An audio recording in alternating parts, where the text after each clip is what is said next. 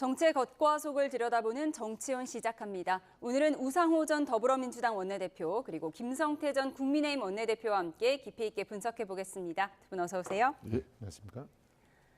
국민의힘 일부 의원들 사이에서 출마 요구를 받고 있는 한덕수 권한대행. 어제 자신의 마지막 소명을 다하겠다고 말했죠. 이 말을 놓고 해석이 분분한데요. 권성동 원내대표의 오늘 발언에 이어서 박수영 의원의 목소리까지 듣고 오시죠. 우선 한덕수 권한대행은 국민의힘 경선에 출마하지 않습니다. 그러므로 추가적인 출마설 언급은 국민의힘 경선 흥행은 물론 권한대행으로서의 중요 업무 수행에도 도움이 되지 않으리라고 생각됩니다. 정말 많은 분들이 한덕수 권한대행께 출마를 촉구를 하고 있습니다. 저는 한 65%까지 왔다. 고민 중이다. 고심 중이다. 결심이 되면 알려주겠다. 이런 쪽으로 변해온 상황입니다. 출마 결심에 제일 중요한 게 지지율이고요. 네, 마지막 소명을 다하겠다. 이 언급 이후에 한덕수 권한대행의 속내를 둘러싸고 정치권 해석이 분분한데 권성동 원내대표가 오늘 오전에 한 대행은 국민의힘 경선 출마 안 한다 이렇게 못 박았습니다. 어떤 의미로 보십니까? 그렇습니다. 그동안 이제 윤석열 대통령이 헌재 탄핵 심판이 이루어지고 난 이후에 바로 불거진 게 이제 한덕수 차출론이에요. 이제 고만고만해 보이는 이제 국민의힘 이 대선 주자들로는 여러 각급 여론조사에서 이재명 대표에게 아직까지 근접치가 나오지 않고 있기 때문에 상당히 위기의식이 팽배해 있는 것은 사실이죠. 막 그런 측면에서 이제 지금까지 올해가 이제 강복 80주년, 그러니까 헌정 한 76년 동안 이렇게 지긋지긋하게 타협하지 않는 대통령 통치 권력과 과도한 입법 권력의 이 대충들로 국민들이 이렇게 힘들고 불편한 적이 없었어요. 87년 그러니까 그런 87년 그런 민주화의 봄을 맞이하는 그 과정에서도 정치는 또 이렇게 혼란스럽지 않았어요. 그럼에도 불구하고 이렇게 정말 지긋지긋한 양 진영의 이 싸움을 이제는 끝을 내야 된다. 그런 측면에서 이제 좀 관리형 대통령이 나서 가지고 이렇게 양 진영의 뭐 적극적인 팬덤을 가지고 정치를 하는 입장보다는 국민 통합과 그리고 국정 안정을 깨할 수 있는, 더군다나 미국의 트럼프 대통령이 새로 들어서고 난 이후에 그런 통상 뭐 이런 경제 문제, 관세 전쟁에서 이걸 효과적으로 대응할 수 있는 이런 사람이면 좋겠다. 그게 이제 한덕수다. 그래서 이제 한덕수 차출론이 뭐 힘을 받았었는데 그 혼란은 되려 또 기존 국민의힘 주자들의 경쟁력이 약해질 수도 있다. 그런 위기 속에 어제 오늘 건정시에 이제 권성동 원내의 투태업이 이제 한덕수 대행의 이제 의사를 확고히 이제 물어보고 최종적으로 정리를 한 게 오늘 아침입니다. 그야말로 한덕수 대행이 국민의힘 대선 경선판 이슈를 블랙홀처럼 빨아들이는 상황인데 사실 국민의힘 경선 참여 여부보다는 그 뒤에 무소속 출마 여부가 더 관심이지 않았습니까?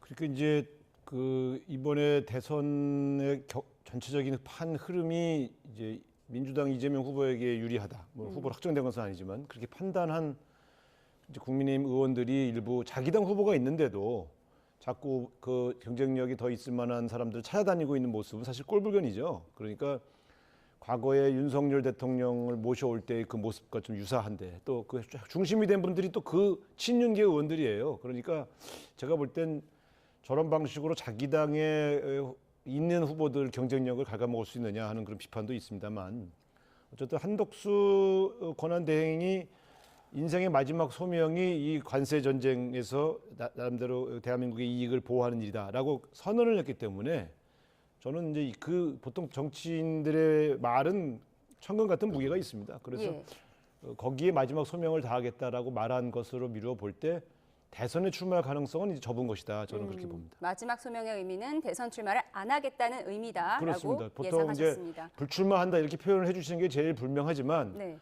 아마 저분 입장에서는 내가 언제 출마한다고 했냐, 불출마 선언을 하게 아마 이런 판단도 하실 거예요. 그래서 마지막 소명이라는 표현에 모든 걸 다 함축했다고 보고 제가 볼 때는 국민의힘 경선에 참여하지 않은 분이 권한대행을 하고 있다가 그 무소속으로 출마해서 불투명한 단일화 게임을 한다. 저는 그런 상황은 거의 불가능할 거라고 봅니다. 불가능할 거다.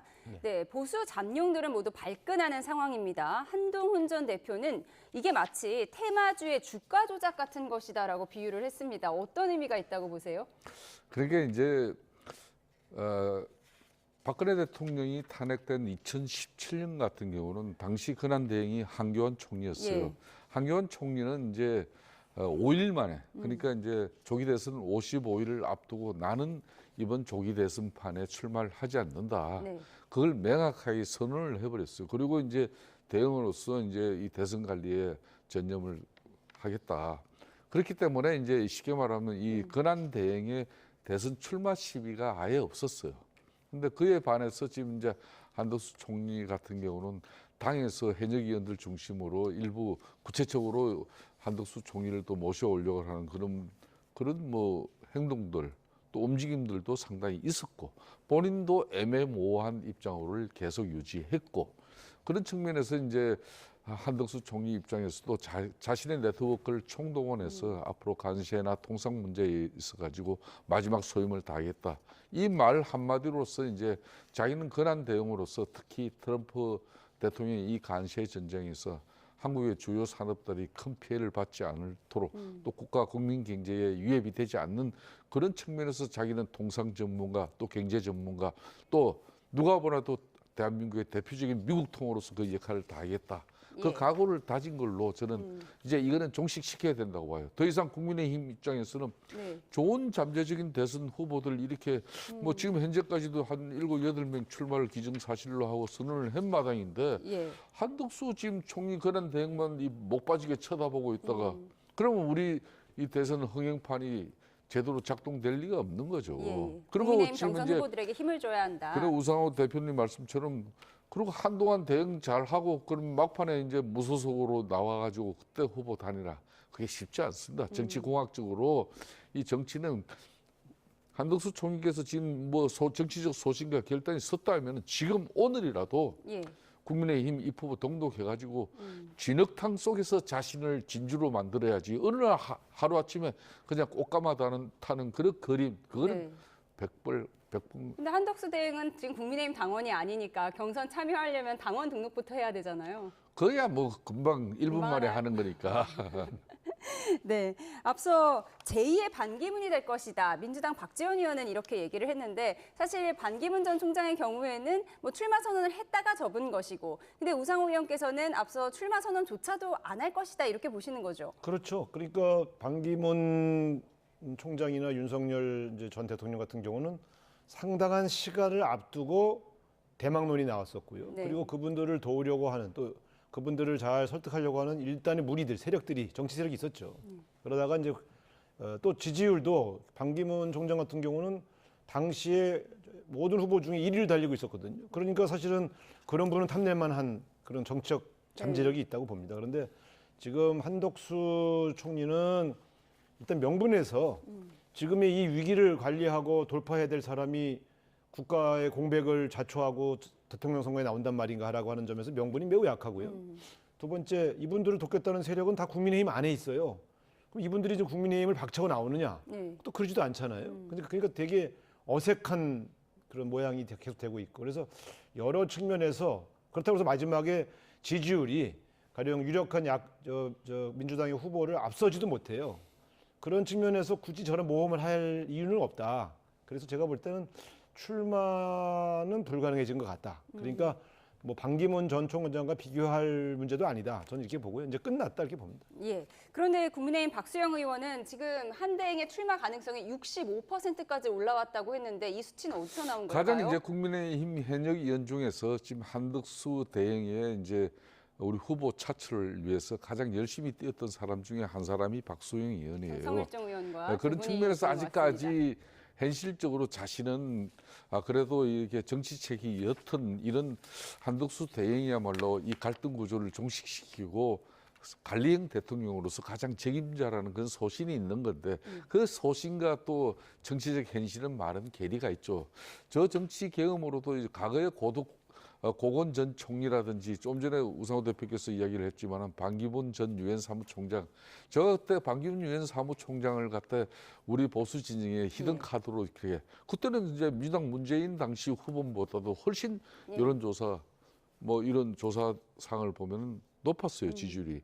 그래서 이분이 대통령이 탄핵당한 정당에서 후보로 나올 수는 없지 않느냐. 그래서 새집이 필요하다 그래서 급하게 만들어진 게 바른정당이에요. 예. 그 바른정당을 만들 때 제가 초대 사무총장을 했는데 결국은 이분이 미국에서 귀국해가지고 바로 인천공항에서부터 바른정당의 그 한 40명 가까운 정치인의 조력을 받고 또 정당의 우산 속에서 활동을 했으면 그렇게 망가지지는 않았을 건데 인천공항 들어오자마자 무지막지하게 민주당의 정치적 공세에 시작되니까 예. 지하철 타는 거 선영의 조상 공항에서 엄청난 주목을 받았죠. 그런 거부터 해가지고 한 20일 만에 그냥 엄청나게 민주당이 공격을 해버리니까 주저앉아 버렸어요. 예. 그래서 이제 결론은 대선 후보의 길이 이제 막혀버린 건데 저는 고건 전 총리 그리고 이제 반기문 총장 이런 오랜 관료분들은 시간이 가면 갈수록 결심은 더 힘들어집니다. 예, 두 중진 의원 모두 한덕수 대행의 출마가 쉽지는 않을 거라고 분석을 하셨는데 사실 한덕수 대행이 출마를 결심한다고 해도 국민의힘 경선에는 참여하지 않을 것으로 보이는 만큼 무소속으로 국민의힘 후보와 단일화를 하고 나아가서 반 이재명 연대까지 구축한다 이런 설까지 나오고 있습니다. 이른바 빅텐트를 둘러싼 정치권의 목소리 듣고 오겠습니다. 이재명 후보를 이기기 위해서 어떤 경우든지 간에 힘을 합쳐야 된다는 생각을 가지고 있습니다. 반 이재명 빅텐트로 통합의 대상이 될 수 있다라고 해석할 수 있을까요? 뭐 그렇게 해야 안 되겠습니까? 조금씩 다 나눠 먹으면 뭐 상대 후보, 이재명 후보가 그냥 쉽게 뭐 당선되는 거 아니겠습니까? 텐트 뭐 이런 거에 대해서 어떻게 생각하세요? 체제 전쟁이라는 말씀을 드렸습니다. 그렇죠, 예. 그러니까 우리 대한민국의 미래를 위해 한다면 우리가 많은 결단을, 많은 상상을 해봐야 된다. 그리고 때로는 결단해야 된다. 항상 선거 때 보면은 빅텐트론, 제3자 뭐 텐트론, 제3지대 텐트론 이런 게 나오지만은 별로 실체가 없고 거기에서 지금 나가신 분들의 대권 당선 가능성 모든 여론조사에서 희박하기 때문에 저는 큰 바람이 없다. 오히려 제3지대에서 텐트가 쳐진다고 하면은 국민의힘이 더 손해가 날 것이다. 네, 민주당 이재명 후보를 꺾기 위해서 이준석 개혁신당 후보에 또 민주당의 비명계까지 아우르는 초당적 연대가 필요하다는 주장입니다. 현실성 어떻게 보십니까? 제가 볼 때는 전혀 현실성이 없는 그런 상상 속의 이야기 같고요. 가령 민주당의 비명계라고 하는 분들이 나가서 지금 당선 가능성이 없는 국민의힘 후보와 연대한다는 것은 전 쉽게 상상하기 어려운 일이다 이렇게 보고요. 결국 저렇게 그 가상의 빅텐트를 자꾸 이렇게 부추기다 보면 결국 결과적으로는 국민의힘 경선이 쪼그라들거든요. 그럼 국민의힘 경선 그 자체에 사람들이 관심을 안 기울일 거 아닙니까? 어차피 국민의힘 경선이 끝난다 하더라도 제2, 제3의 이벤트가 기다리고 있다. 그게 진짜다 이렇게 판단한다 그러면 누가 국민의힘 경선에 관심을 기울이겠습니까? 오히려 오세훈 시장 같은 거물이 경선에 참여하지 않겠다고 선언하는 그런 결과까지 초래하고 있지 않습니까? 그러니까 흥행의 위기가 오고 있는데 전체적으로 보면 이 자꾸 외부에 기대해서 뭔가 새로운 이벤트를 만들어 보려고 하는 시도가 오히려 내부를 더 약화시키고 있다고 하는 분석이 가능하고요. 저는 결과적으로는 빅텐트가 불가능하고 빈텐트가 될 가능성이 크다 이렇게 봅니다. 빅텐트가 아니라 빈텐트가 될 수 있다라고 하셨는데 네, 실제로 뭐 박지원 민주당 의원 앞서 목소리 듣고 오셨지만 빅텐트 바람이 크지 않을 것이다 이렇게 회의론도 제기하면서 만약에 된다고 하더라도 국민의힘의 손해가 될 것이다 이런 분석을 내놨거든요. 그렇습니다. 이 이제 제3지대 빅텐트 이야기가 나온 것이 이제 국민의힘에서 지는지가 아니에요. 민주당 내에 허리 마른 대선 주자로 일컬어지던 이제 김부겸 전 총리라든지 그리고 이제 김두관 전 경남지사라든지 이런 분들이 지금 현재 민주당 경선 규칙이 한마디로 민주적이지 못하다 그래가지고 지금 이번에 경선에 불참하고 새로운 정치 세력화의 길을 모셔가겠다는 그런 목소리가 있지 않습니까? 거기다가 이제 물론 우리 당에서 이제 유승민 전 의원 같은 경우도 지금 현재 불출마 결심을 하고 그 대신 우리 당 국민의힘 경선에 불참을 한다고 했지 자기가 이번 대선판에서 자기가 예. 대선을 포기한 것은 아니라는 인식. 그래서 이분도 자연히 제3지대 빅텐트에 합류될 것이다. 그렇게 해서 범보수 진영과 그리고 이제 민주 세력이 합친 그런 빅텐트를 말하는 건데 네. 이게 이제 빅텐트가 만들어진다 하더라도 지금 개혁신당의 이준석 대표 같은 경우는 관심이 없다 그랬지 않습니까? 그렇기 때문에 국민의힘 입장에서는 지금 현재 후보들이 많아요. 예. 그렇기 때문에 앞으로 뭐 서바이벌 뭐 행식에 뭐 이런 리그 행식으로 이렇게 뭐 경선을 불을 붙고 뭐 여러 이제 과정이 앞으로 좀 재밌는 과정이 만들어질 거예요. 그렇게 해서 만들어진 후보와 그리고 삼지대 연합의 빅텐트에서 만들어진 후보가 예. 진정으로 이재명 대표만은 대한민국의 미래를 위해서 국민들의 선택을 받아서는 안 된다. 더 이상 정치적 혼란을 윤석열 대통령은 헌재에서 탄핵 심판 받아서 파면됐는데 심판과 청산의 대상에 뭐 적대적 공생관계 한 사람은 대통령이 돼야 된다. 이거 국민들이 쉽게 동의하기 어려운 거거든요. 네. 그런 측면에서 큰 빅텐트가 만들어질 수 있는 그런 여지는 앞으로 충분히 남아있죠. 예, 빅텐트의 여지가 충분히 남아있다고 하셨습니다. 앞서 우상호 의원께서는 빈텐트가 될 거라고 하셨는데 아니 제가 한 가지 더 네. 말씀드리래요. 지금 거론되는 분들 중에 가령 유승민 전 대표, 예. 그다음에 지금 개혁신당의 이준석 후보, 원래 다 국민의힘 사람들이잖아요.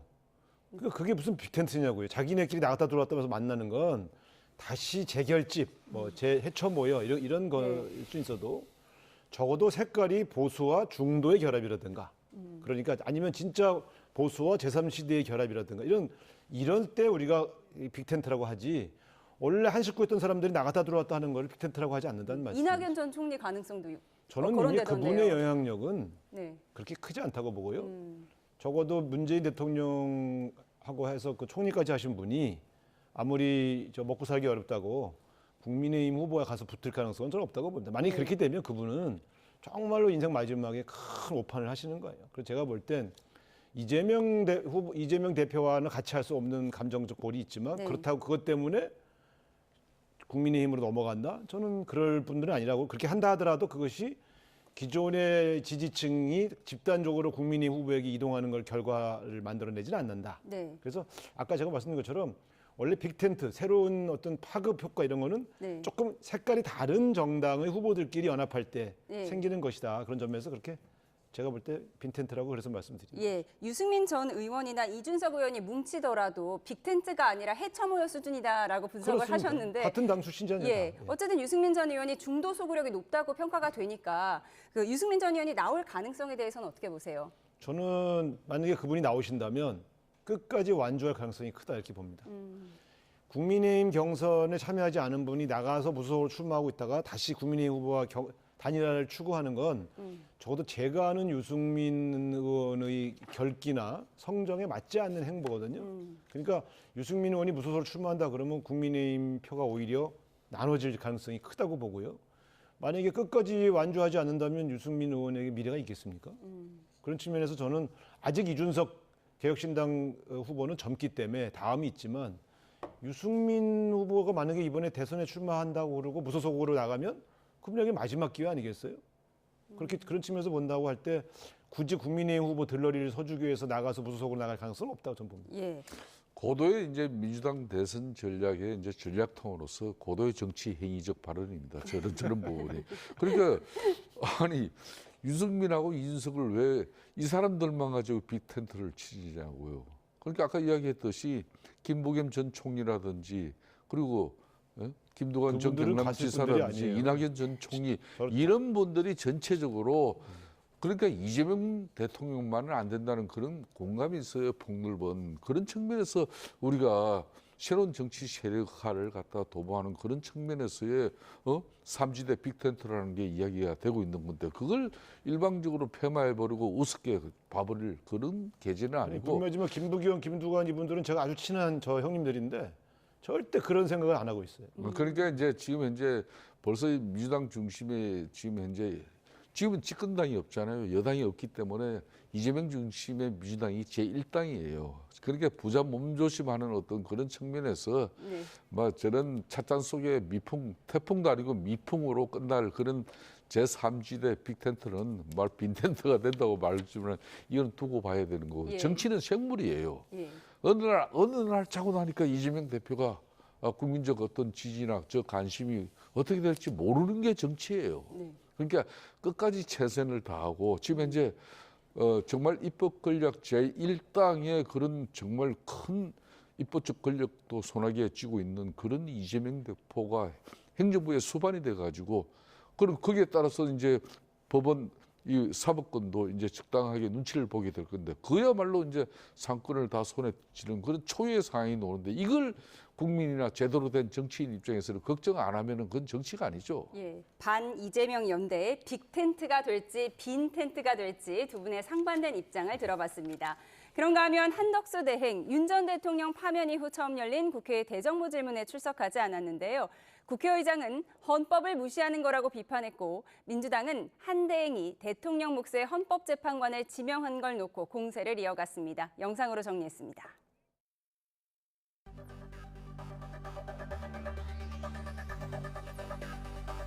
국회 출석 답변은 내키면 하고 아니면 많은 일이 아닙니다. 헌법을 무시하는 것인지 국회를 무시하는 것인지 국민을 무시하는 것인지 묻지 않을 수 없습니다.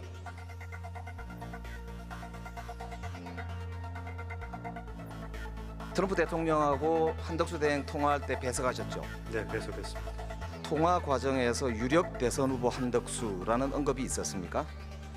이미 저희가 밝힌 것처럼 정상 통화의 구체적인 내용에 대해서는 말씀드릴 수가 없습니다. 트럼프 대통령의 거래주의적 세계관을 볼 때 서로 무언가를 거래하고 나서 유력 대선 후보라는 말을 들은 것 아니냐, 도대체 무엇을 팔아먹었냐 이렇게 물어보는 사람들이 있어요.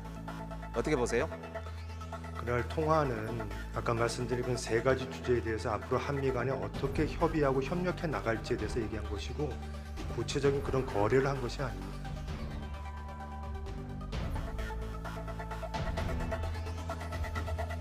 우리 헌법에는 대통령 권한 대행 권한 범위에 대해서 특별한 규정이 없고 학계나 실무에서는 다양한 견해가 있는 것으로 알고 있습니다. 거리와 사고는 다르다고 생각을 하고 그다음에 이 헌법재판소 구성을 입법, 사법, 행정으로 나누어서 임명하도록 돼 있는데 지금 문제되는 부분은 행정부 몫으로 돼 있는 부분이라서 총리께서 필요성이 있다면 임명할 수 있다고 생각을 하고 지금 법꾸라지의 면모를 지금 정확하게 보여주시는 거거든요.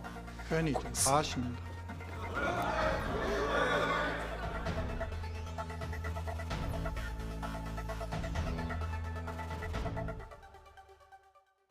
네. 민주당 의원들은 한덕수 권한대행의 헌법재판관 후보자 지명이 가능한지 따져 물었는데요. 박성재 법무부 장관은 행정부 몫의 지명권은 권한대행이 행사할 수 있다라고 했습니다. 헌법재판소에서 이 효력정지 가처분 신청 결과 곧 나올 것 같죠? 네, 저거는 뭐 제가 2017년, 2016년 더불어민주당 원내대표 시절에 당시에 황교안 권한대행이 대통령 몫의 헌법재판관을 지명할 수 있느냐 문제가 쟁점이 됐어요. 그때 법제처의 유권 해석도 받았고 국회 입법조사처의 유권 해석도 받아본 결과 대통령 권한대행은 대통령의 인사권을 행사할 수 없다고 하는 그러한 비공식 유권 해석이 같이 제출돼서 그래서 당시에 여야 원내대표가 있는 자리에서 국회의장이 배석해서 이것은 요구하지 않기로 하자라고 해서 그때에도 박근혜 대통령 탄핵을 8명의 헌법재판관이 진행을 한 것입니다. 이미 강씨의 유권 해석을 받아서 했던 관례가 있고 그것이 일종의 규범화되어 가고 있는 과정인데 한덕수 권한대행이 그런 보고를 충분히 들었을 텐데 7년 전 이야기를 그걸 무시하고 자기 생각을 해석은 자기 마음대로 할 수 있지만 그걸 무시하고 이렇게 임명을 강행한 것은 전 또 다른 논쟁거리를 만들었다는 점에서 매우 부적절하다 이렇게 보고요. 당시에도 결국 그래서 그 후임 그 다음에 들어온 대통령이 이제 지명을 했습니다. 그래서 이번에도 이제 2개월이면 50일이면 후임 대통령이 들어서는데 무엇 때문에 본인이 그런 인사권을 행사하는지 잘 알 수가 없고요. 저는 헌법재판소의 가처분 결정이 내려지면 다음에 당선된 대통령이 정상적으로 대통령 몫의 인사 직권을 행사해야 된다고 생각합니다. 예. 네, 조금 전 영상을 보내드리는 과정에서 박성재 법무부 장관의 이름 자막이 잘못 나갔습니다. 시청자 여러분께 사과드리도록 하겠습니다. 네, 김 의원께서는 어떻게 보셨습니까? 박성재 법무부 장관에 대해서 법꾸라지의 형태를 보여주고 있다. 민주당에서는 이렇게 비판을 했는데요. 그 민주당 입장에서 최소한 박성재 이제 법무부 장관을 갖다 탄핵 소추 의결을 한 사람이지 않습니까? 그래서 헌재에서 이제 탄핵 심판을 통해 가지고 기각 결정으로 이렇게 다시 법무부 장관에 복귀했는데 복귀한 장관을 또 국회 본회의장 불러놓고 복구라지. 복구라지면은 그러면은 헌재에서 탄핵 심판 기각이 안 되어야죠. 민주당의 정치적 탄핵 소추 의결대로 그대로 받아들여져야죠. 그런데 민주당의 정치적 결정이 잘못됐다는 게 헌재 심판을 통해서 밝혀졌는데도 불구하고 저걸 일개 뭐 정말 미꾸라지로 그냥 대한민국 그래도 법무부 장관을 갖다가 그런 식으로 폐마한다는 게 과연 민주당 정치에 무슨 도움이 되겠습니까? 저는 그런 측면에서 납득이 되지 않아요. 그러니까 한덕수 지금 현재 권한 대행 같은 경우도 대통령 권한 대행으로서 지난번 대통령 권한 대행의 지휘로서의 그런 역할을 갖다 하지 않는다 그래가지고 한덕수 총리에 대한 탄핵 사유의 한 가지가 거기에 포함이 된 게 마흔액 재판관 임명을 하지 않는다는 거였거든요. 예. 물론 국회 추천목이지만은 그러면 좀 전에 우상호 대표께서도 한교안 전 총리의 뭐 갈래를 이야기를 했습니다만은 그거는 이제 각자 대행의 권한 대행의 정치적 소신과 판단에 따라서 달라지는 거예요. 지금 같은 경우도 한덕수 총리 그러니까 권한 대행 입장에서는 법제처와 법무부의 자문을 받아가지고 헌재 재판관의 계리가 지금 현재 4월 18일자로 2명이 이루어지니까 문행배 이미선 재판관 그 후임을 계련이 발생하지 않게끔 그걸 갖다 국회에다 청문 절차를 요청하는 그런 측면에서 임명을 하는데 그걸 갖다가 현재 뭐 대통령 권한 대행이 할 짓이 아니다 이렇게 해버리면 말이 안 되는 것이고 또 한 가지는 국회 왜 국회 본회의장에서 이렇게 와서 대정부 질의에 답변을 하지 않나 이런 것들 대통령이 파면되기 전에는 당연히 가서 해야죠. 예. 그렇지만 대통령이 파면되고 난 이후에는 말 그대로 대통령 직무대행으로서 그럼 한교안 당시 대행 때도 대통령이 파면되고 난 이후에는 국회 본회의장 가서 대정부 질의 때 권한 대행이 가서 답변하지 않았어요. 그런데 이걸 가지고 국회를 무시한다. 그런데 우원식 국회의장이 변해도 너무 많이 변했어요. 저분이 원래 비주류로 국회의장 뭐 사실상 이재명 대표 도움 받고 국회의장 된 사람도 아닌데 너무 요 근래 보면은 국회의장이 그냥 왜 당직을 던지겠습니까? 당원 자격을 왜 벗어 던지겠습니까? 그만큼 정치적으로 중립으로 국회의장의 역할을 충실히 하겠다는 건데 요즘은 좀 달라졌어요. 예, 권한대행으로서의 역할이 워낙 많기 때문에 총리로서의 대정부 질문에는 불출석할 수도 있다 이렇게 설명을 해주셨습니다. 그런가 하면 민주당은 한덕수 대행과 트럼프와의 대화를 거론하면서 뭘 팔아먹은 게 아니냐 이런 의문까지 제기를 했는데 네, 이 발언에 대한 논란도 좀 있는 것 같습니다. 글쎄, 저는 뭐 저거는 이제 질의하는 과정에서 그런 정도의 질문을 할 수 있지만 그래도 대한민국 국회의원이라면은 이제 그 뭔가 근거를 가지고 질의를 하는 게 더 좋겠죠. 네. 이런 대화가 오고 하지 않았냐 이렇게. 근데 이제 뭉뚱그려서 뭘 팔아먹었냐 이렇게 물어본 거는 제가 네. 봐도 조금 표현은 과했던 것 같아요. 그런데 암묵적으로 무슨 그런 이상한 거래가 없이 과연 트럼프가 한덕수 총리에게 유력한 대선 주자라고 하는 표현을 했을 수가 있겠느냐라고 하는 의문을 김 의원이 가질 수 있다고 좀 봅니다. 그런 측면에서 물어볼 수는 있죠. 그런데 이제 표현이 좀 과했다고 볼 수는 있지만 제가 볼 땐 뭐 국회의원들이 대정부 질의 과정에서 통상적으로 질의할 수 있는 내용 수준의 내용이었다고 봅니다. 예, 정확한 워딩을 보면 트럼프 대통령의 거래주의적 세계관으로 볼 때 서로 무언가 거래하고 나서 유력 대선 후보라는 말을 들은 것 아니냐. 도대체 뭘 팔아먹었냐 이렇게 물어보는 사람들이 있다라고 한 겁니다. 김 의원께서 정말 어떻게 보십니까? 이거야말로 억측인지 추측인지 구분이 안 될 정도로 정말 국회의원으로서 아무리 면책 특권을 가진 그런 국회의원이지만 저것도 국회 본회의장에서 저런 또 억측이 난무한 이야기를 한다는 것은 저거야말로 또 가짜 뉴스를 허위 선전 선동하는 그런 이상 이하도 아닌 거예요. 그 권한 대행이 트럼프하고 통화했다고 해서 그 28분간의 통화를 하기 이전에 뭔가 크게 또 트럼프의 요구를 들어주고 그 대가로 이제 대한민국의 유력 앞으로 조기 대선 후보로 당신이 서는데 대선 출마하느냐 안 하느냐 그 질문을 트럼프로부터 답을 얻었다는 거 그 얘기가 되지 않겠습니까? 저렇게 선전선동을 만들어내는 것은 대단히 한마디로 부적절한 정치적 행위죠. 저런 일은 저는 없어야 된다고 봅니다. 이 모든 게 한덕수 총리의 대선 출마 설득에 빚어진 거 아니겠어요? 그러니까 좀 일 잘하고 가만히 있는 총리 계속 건드려서 자꾸 국민의힘 대선 후보로 쓰니 많이 이런 소리 하는 의원들한테 먼저 혼 좀 내주세요. 선배 의원으로서. 거기서부터 시작된 거예요. 이제 아마 안 하신다고 했으니까 이제 이런 일은 없을 겁니다. 아니 한덕수 대행은 처음부터 본인이 이번 조기 대선에 출마의 의지를 손톱 끝만치도 피력한 적이 없어요. 네. 다 남들이 그냥 찍고 받고 그냥 극기야 그냥 민주당 김영기 의원이 국회 본회의장에서 법무부 장관 세워놓고 저 이야기를 하고 있다는 거예요. 이게 대한민국의 한심한 정치 행태죠.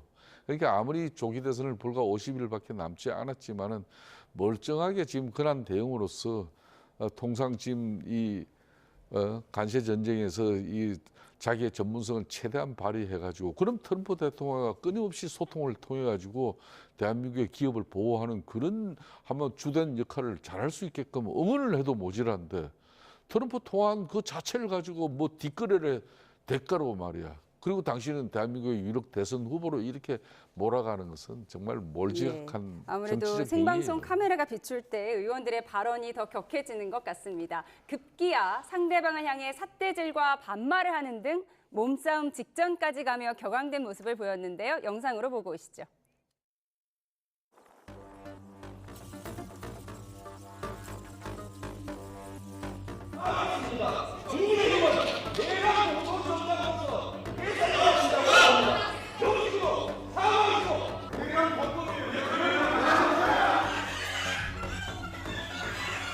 여러분들 조용히 해주십시오. 조용히 해주세요. 우리 의원님들 좀 막아주세요. 우리 의원님들 좀 막아주세요.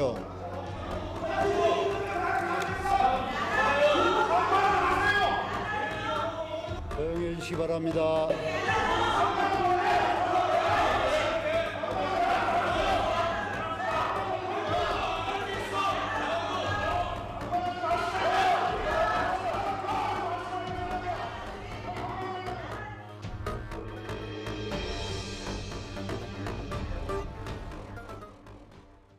네, 어제 국회의 모습 보고 오셨습니다. 국민의힘 의원들이 민주당 의원 자리를 찾는 이른바 벤치 클리어링 같은 모습도 연출됐는데요. 두 분 중진 의원들께서 어떻게 보셨는지 들어야겠습니다.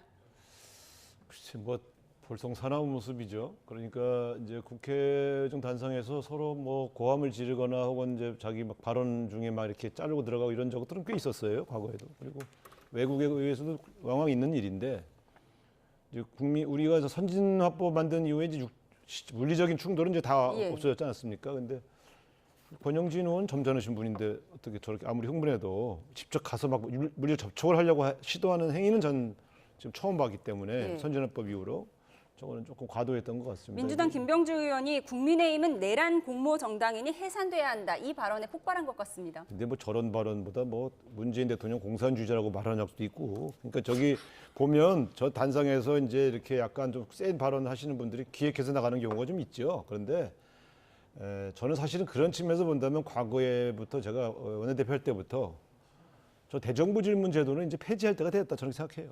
사실 저 국회에서 아무 쓸모없는 대정부 질의 제도 맨날 정쟁만 유발하고 의원들 반 참석 안 하고 저 시간에 저 국무위원들 저렇게 앉혀놓고 사실 제가 볼 때 좀 소모적이에요. 그래서 오히려 주제별로 관심 있는 의원들이 모여서 내실 있는 질의 응답을 하도록 해야지 저렇게 맨날 저 정쟁이나 하는 대정부 질의 제도는 이제는 좀 제도 개선 차원에서 저는 폐지까지 포함해서 고민해봐야 된다고 생각하는 사람입니다. 이 같은 대정부 질문의 형태 자체가 좀 무용지물이 되어가고 있다라고 평가하셨습니다. 우상호 대표께서 저 지적은 의회주의자로서 뭐 본인은 원내대표 할 때부터 정말 저렇게 불필요한 정쟁을 야기시키려는 쉽게 말하면 뭐 본회의장은 의원들이 자신의 정치적 때로는 이미지를 만들어내고 그렇게 해서 자기의 어떤 정치적 기반을 당내 공고이익이 만들어가는 어떤 과정이기도 해요.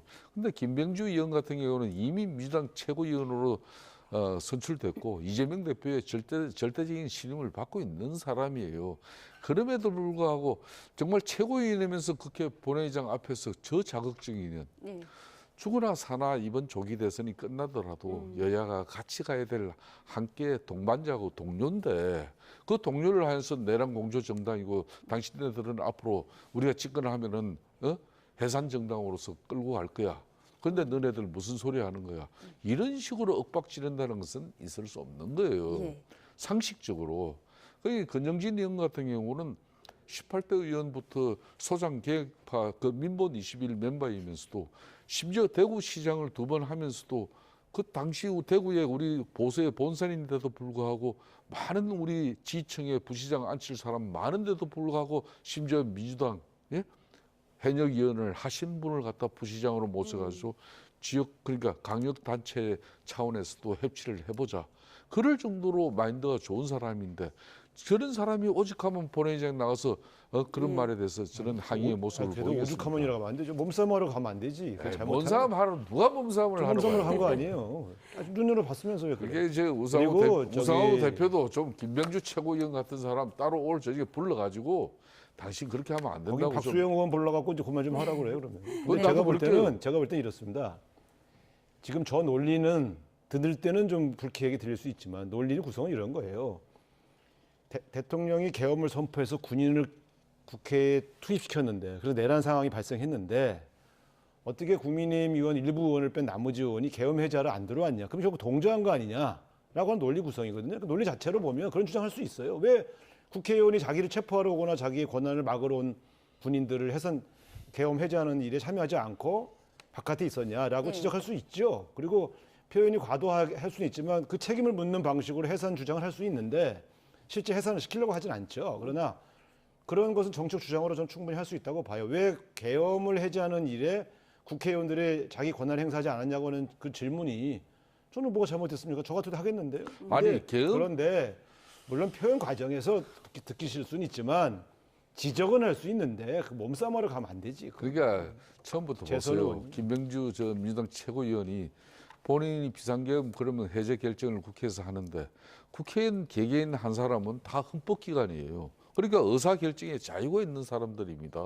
그럼 민주당 당론에 그러면은 윤석열 대통령이 12.3 비상계엄을 즉각 해제하자 그런 민주당 당의 입장을 적극 거기에 참여하고 동조할 수 있는 다른 당의 의원들이 그 생각과 의사마저도 구속하려고 들면 그건 대단히 잘못된 것이고 그런 식의 김병주 또 최고를 갖다 이렇게 또 우상호 대표께서는 저런 또 논리로 또 보호를 하는 거예요. 계엄 문제에 대한 그럼 또 다음에 달라지지 않아요. 잘못된 거는 잘못된 걸로 꾸짖어줘야죠. 계엄 문제에 대한 판단은 그렇게 얘기하시면 안 돼요. 다른 정책은 찬반이 있을 수 있는데 내란을 일으킨 문제에 대한 국회의원들이 자기 권한 행사를 자유의사에 맡긴다 이렇게 말할 수 있습니다. 품격 있는 국회를 위한 선배 의원들의 조언을 들어봤습니다.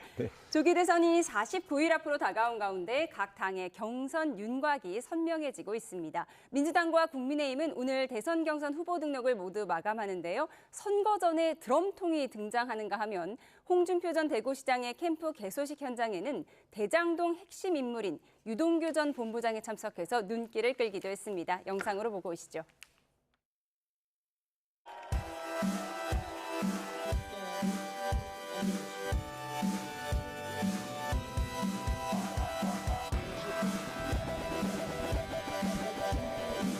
제가 이 자리에 온 이유는 살려고 왔습니다.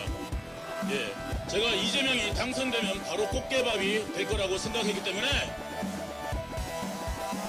대란의 밤이 계속 되더라면 연평도 가는 그 깊은 바닷속 어딘가쯤에서 꽃게밥이 아마 되고 있었을 것 같습니다. 홍준표 대통령이 되시면 제가 꽃게밥이 더 이상 안 줘도 되겠다. SNS에 올린 사진이 또 주목을 받고 있습니다. 드럼통에 들어갈지언정 굴복하지 않는다 이런 피켓을 들고 사진을 찍으셨는데 이건 어떤 의미가 있는 겁니까? 젊은 사람들한테는 이재명 대표가 드럼통으로 부릅니다. 그 무슨 뜻인지 잘 모르시죠? 드럼통이 공포를 얘기하는 거고요.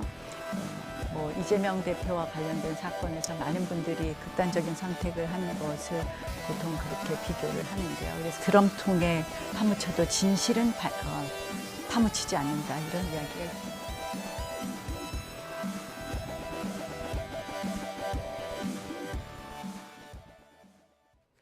네, 예비 후보가 드럼통에 들어가고 선거 캠프에 의외의 인물도 등장했습니다.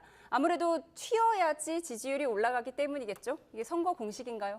아니 보통 일반적으로 정치 이제 신인들이 자신들의 존재를 드러내기 위해서 좀 이색 선거전을 하는 경우는 꽤 있습니다. 왜냐하면 이제 인지도를 올려야 되니까. 근데 홍준표 후보나 나경원 후보처럼 저렇게 인지도가 아주 높으신 분들이 저렇게 튀는 방식의 선거 캠페인 방식을 도입한 건 좀 의외고요. 저는 좀 약간 불쾌한 느낌이 듭니다. 그러니까 유동규 씨 같은 경우는 사실은 지금 재판을 받고 있는 피의자고 유죄 판결을 이미 받은 사람이거든요. 아무리 선거에 급하다고 해서 저런 분을 캠프 개소식에 마이크를 주는 건 참여해야 할 수 있지만 마이크를 주는 거는 저는 좀 되게 처음 보는 현상이 물더러 효과가 있을까 이런 생각이 들고요. 또 나경원 후보가 사실 이미지가 되게 이게 단아하고 여성성들을 강조하는 그러한 측면의 캠페인들을 많이 해왔는데 드럼통 얘기하면서 저렇게 섬뜩한 그런 얘기하는 거는 정치가 저기까지 가야 되나 하는 그런 느낌이 들어서 기승전 반 이재명인데 어쨌든 그렇게 해서 과연 지지율이 올라갈까? 약간 좀 저는 개인적으로 신선하다는 느낌보다는 약간 섬뜩하다 이런 생각이 듭니다. 민주당 입장에서 섬뜩하고 기분이 좋지 않다라고 평가하셨습니다. 어떻게 보세요? 민주당 입장에서는 뭐 충분히 그런 주장을 할 수는 있습니다만 지금 이제 다들 한결같은 걱정이 지금 이재명 대표의 지금 현재 민주당 내에 후보 경선 과정이 그것만 보더라도 지금 이재명 대표의 아성은 경선 규칙에서부터 지금 현재 당 지도 체제 민주당 자체가 지금 이재명 대표의 대선 캠퍼가 됐다 해도 과언이 아니에요. 그렇기 때문에 저렇게 일사불란하게 움직임 속에서 지금 이제 이재명 대표를 직접 경험한 사람이 바로 유동규 씨 같은 사람 아닙니까? 그러니까 대장동 백현된 그 수사의 가장 핵심 증인이지만은 저분이 오죽하면은 근데 제가 알아보니까 홍준표 지금 후보 캠프에서 저분을 갖다 선거 전략 기획적으로 저분을 갖다 모신 게 아니라 저분이 자진해서 홍준표 후보를 자기가 돕겠다. 이재명 쉽게 말하면 대표의 저런 여러 가지 범죄적인 사실이라든지 저런 거친 한마디로 정치 행태에 대해서는 그걸 맞상대할 수 있는 그런 뭐 당당하고 그런 뭐 결기는 홍준표 시장밖에 없다. 그래서 자기는 홍준표 시장을 자발적으로 돕기 위해서 온 거다. 그 사람에게 이제 캠프 개소식 출정식에서 마이크를 준 건데 그걸 가지고 무슨 특별한 뭐 정치적 의미를 부여해야 하는 것 같습니다. 저게 자발적이라는 거죠. 그런 정도로 지금 현재 이재명 대표가 그러니까 지난번에 이제 내란의 밤이 계속됐더라면은 연평도 가는 그 깊은 바다 속에 이제 꽃게밥이 아마 되고 말았을 것이다. 누가 이재명 대표를 갖다 거기까지 꽃게밥을 만듭니까? 그런 있지도 않을 가상의 상상력을 동원해 가지고 또 국민을 선전선동하는 그런 뭐 이야기밖에 안 되는 것이죠. 이색 이슈가 등장하고 있는 국민의힘 경선을 알아봤는데 민주당 경선은 참 조용합니다. 이재명 전 대표가 공식 일정 없이 오늘 미리 녹화한 영상을 공개를 했는데요. 도올 김용욱 선생과의 대담 내용이라고 해요. 보고 오셨습니까? 아니, 보도만 받고 내용을 직접 보지 못했습니다. 제가 잠깐 보고 왔는데 민심의 파워를 소수 엘리트들의 장난으로 이기지 못한다. 뭐 이런 대담이 나왔다고 합니다. 지금 보여드리고 있는 영상입니다. 이재명 전 대표는 조용한 경선을 모드로 한다고 합니다. 뭐 부자 몸조심이라는 분석도 나오는데요.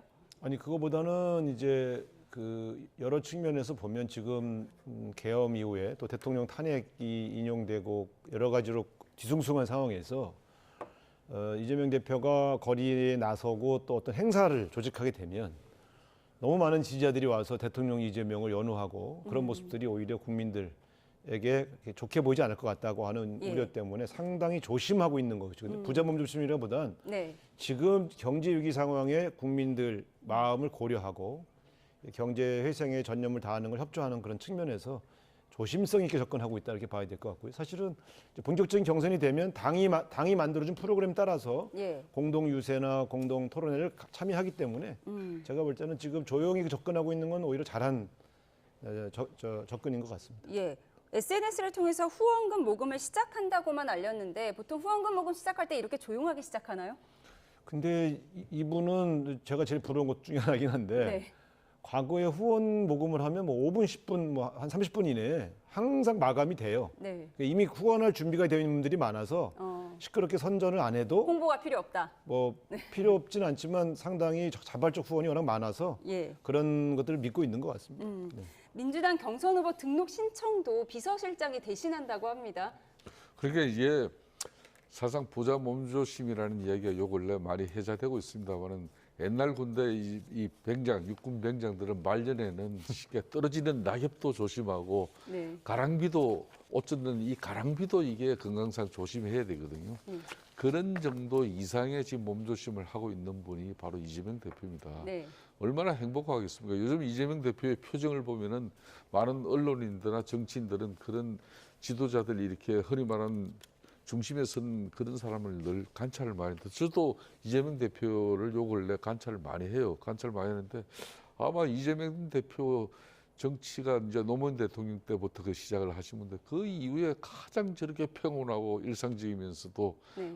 저렇게 온화한 미소를 날리면서 저렇게 참 여유 있는 모습은 찾아보기가 어려웠어요. 그 정도로 지금 이제 민주당 내에서 천상천하 유아독존 지존으로서의 그 변함없는 강폭적인 지지, 그 당내 기반, 그리고 개딸들의 그 헌신적인 그러니까 뒷받침 이런 거 있기 때문에 걱정이 없어요. 거기다가 이제 국민의힘 후보들 입장에서도 자신의 아무리 뭐 어떤 여론조사든 자신을 뛰어넘지 못하는 게 그것도 상당한 격차를 놓고 뭐 그런 차이를 벌리고 있으니까 여유죠. 저런 여유를 이제 지금까지는 사회적 갈등과 분열 그리고 분란을 통해서 자신의 정치적 지위를 높여왔다면 이제야말로 아마 국민 통합과 또 국민들의 그런 안정, 삶의 안정을 고민하는 그런 지도자로서의 좋은 뭐 성찰의 시간이 돼야 되는 것이지 뭐 저렇게 여유를 가지면서 부자 몸조심하는 그런 뭐 시간이 과연 적절한지 의문이 가죠. 이색적인 국민의힘 경선과 조용한 민주당 경선까지 짚어봤습니다. 지금까지 정치온 우상호 더불어민주당 원내대표, 김성태 전 국민의힘 원내대표와 함께했습니다. 고맙습니다.